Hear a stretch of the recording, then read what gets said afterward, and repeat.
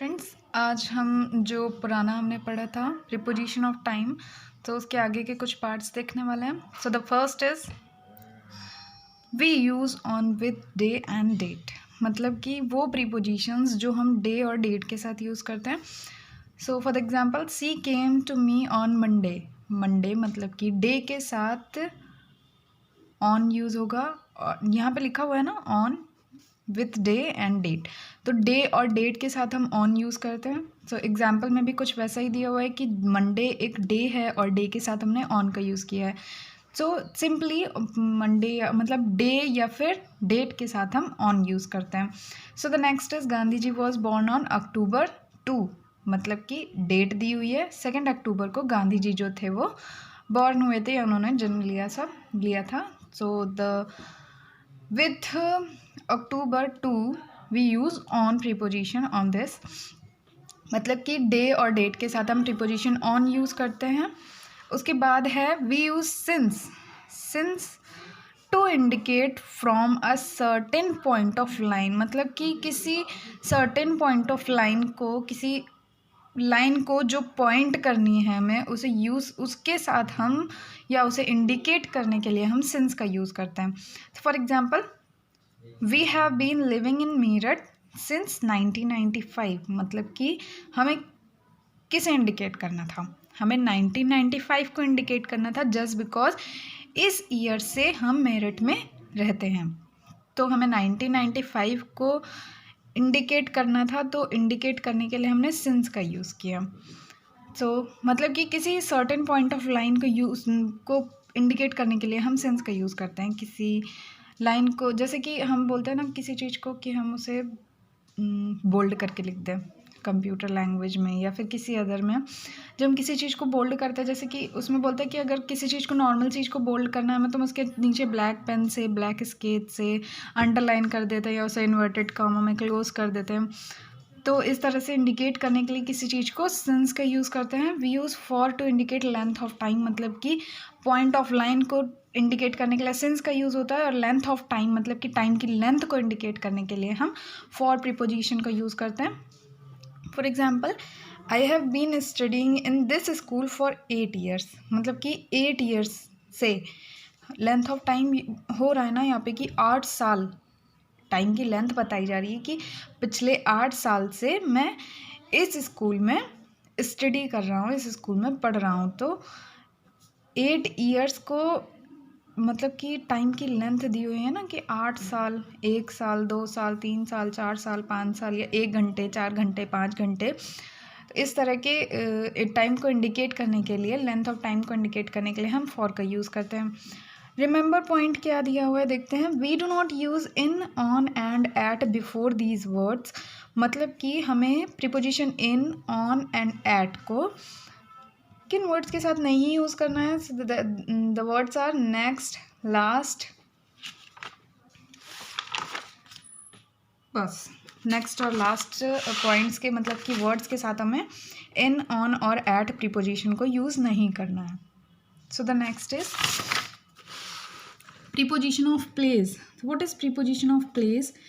There are many prepositions of place या फिर positions like in, at, on, above, beside, between, below, under, near, along and etc.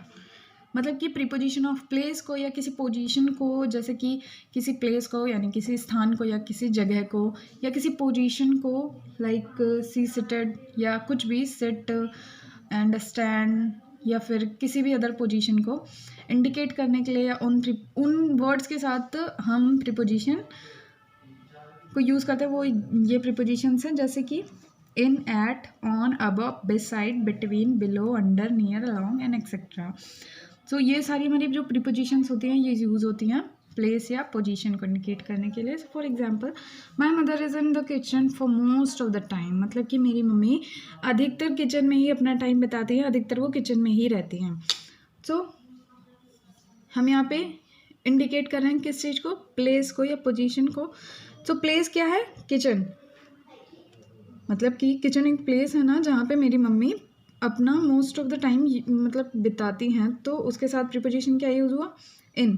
In the kitchen, अब on the kitchen तो होगा नहीं, kitchen के ऊपर तो कोई रहेगा नहीं, इन द किचन यानी किचन के अंदर, तो किचन के अंदर ही मेरी मॉम अपना अधिकतर टाइम वहीं पे ही स्पेंड करती हैं।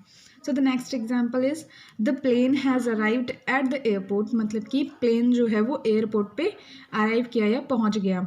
सो एट द एयरपोर्ट क्यों यूज़ किया गया, क्योंकि एयरपोर्ट पे आया प्लेन, एयरपोर्ट पे आया प्लेन, अब एयरपोर्ट के नीचे या एयरपोर्ट के ऊपर तो जाएगा नहीं, एयरपोर्ट पे आया। सो एट द एयरपोर्ट मतलब किसी जगह के साथ हम जो यूज़ करते हैं वो हमारी मेंटालिटी के ऊपर डिपेंड करता है कि हम उन प्रीपोजिशंस को किस तरह से यूज़ करेंगे। तो इन प्रीपोजिशंस के बारे में अगर हम डीपली डिस्कस करें या डीपली उसके बारे में पढ़ें तो हम ईज़िली उन्हें समझ सकते हैं, जैसे कि इन का अंदर, एट का उसके उस जगह पे, या पर, ऑन का मतलब उसके ऊपर। तो इस टाइप की जो वर्ड्स होते हैं इन्हें अगर हम डीपली स्टडी करेंगे तो हमें पता चल जाएगा कि प्रीपोजिशन किन प्रीपोजिशन का किसके साथ यूज़ करना है। So the next is fix all gifts on the table, मतलब कि टेबल पे सारे गिफ्ट्स को रख दो। अब टेबल के नीचे तो रखने को कहा नहीं जाएगा, टेबल के ऊपर ही रखने को कहा जाएगा।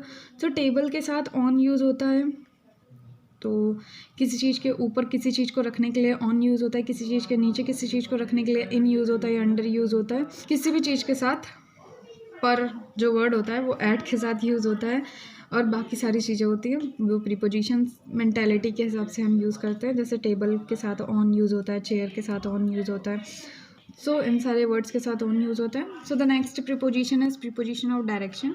सो the most common prepositions of directions are, मतलब कि डायरेक्शंस के लिए जो प्रीपोजिशन, डायरेक्शंस को इंडिकेट करने के लिए जो प्रीपोजिशंस यूज़ होते हैं वो कुछ इस तरह से हैं: down, onto, into, through, off, to, from, out of, towards, across and etcetera. मतलब कि जो down, onto, into, through, off, to, from, out of, towards, across and etcetera, ये सारे प्रीपोजिशंस जो होते हैं वो preposition direction को इंडिकेट करने के लिए यूज़ होते हैं। सी जम्प्ड इनटू द पूल, मतलब कि पूल में उसने जंप किया, तो पूल में उसने जंप किया मतलब कि पूल के अंदर ही तो जाएगा जंप करके, पानी के अंदर। सो into the pool. He comes out of the room, वो रूम के बाहर आया, अब बाहर आया तो आउट ही यूज़ होगा, अंदर जाएगा तो इन यूज़ होगा, तो आउट ऑफ द रूम, बाहर आया। The farmer worked across the field, मतलब कि जो किसान है वो फील्ड में घूमा या फील्ड पे चला। सो अक्रॉस द फील्ड क्यों यूज़ हुआ, क्योंकि वो फील्ड पे, पूरे फील्ड में घूमेगा ना, तो जब पूरे फील्ड में वो घूमेगा तो उस पर घूमने के साथ जो होता है वो अक्रॉस यूज़ होता है, सिंपल से वर्ड्स में अगर हम देखें तो। Thank you.